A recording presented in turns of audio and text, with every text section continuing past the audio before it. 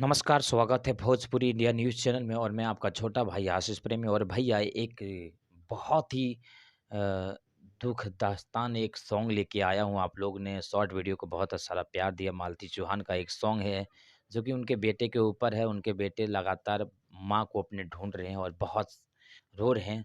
तो उस पे एक सॉन्ग लिखा हूँ मैं, ऑडियो है, कोई म्यूज़िक का नहीं है। बस भोजपुरी इंडिया न्यूज़ के चैनल के थ्रू से मैं ये बस आप लोगों का प्यार रहेगा तो वायरल कीजिए और हमारे चैनल को सब्सक्राइब कर लीजिएगा ऐसे अपडेट के लिए। भैया इसमें बहुत सारा न्यूज़ आएगा, आशीष यादव से लेकर सारे स्टार का इसमें न्यूज़ आएगा, तो आप लोग ऐसे ही प्यार बनाए रखिए हमारे भोजपुरी इंडिया न्यूज़ चैनल पे।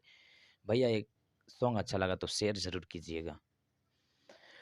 कौने कारनामा हे मालती फसिया लगवलु हो रोवता रे पूरा परिवार हो रोवताटे बेटावा तोहार हो एक क्षण ना रहत बाटे हरदम खोजताटे रात दिन सुनए मालती तोहरे के खोजताटे एक क्षण ना रहत बाटे हरदम रोवताटे रात दिन सुनए मालती तोहरो के खोजताटे तोरा बिन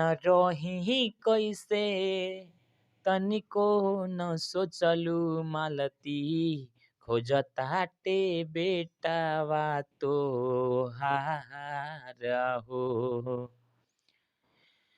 रोवता रे पूरा परिवार हो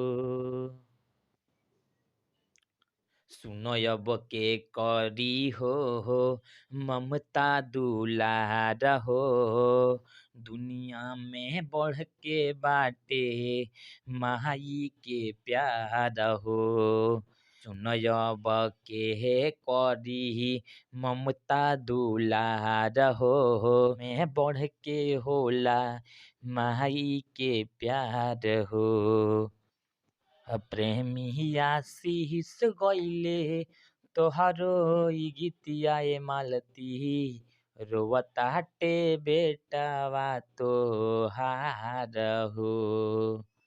भैया आप लोग को अच्छा लगा तो शेयर ज़रूर कीजिएगा। ममता का प्यार और माँ का ममता बहुत ही ज़रूरी है और माँ जिसका नहीं रहता है तो उसे कैसे लगता है उसे पता चल जाता है।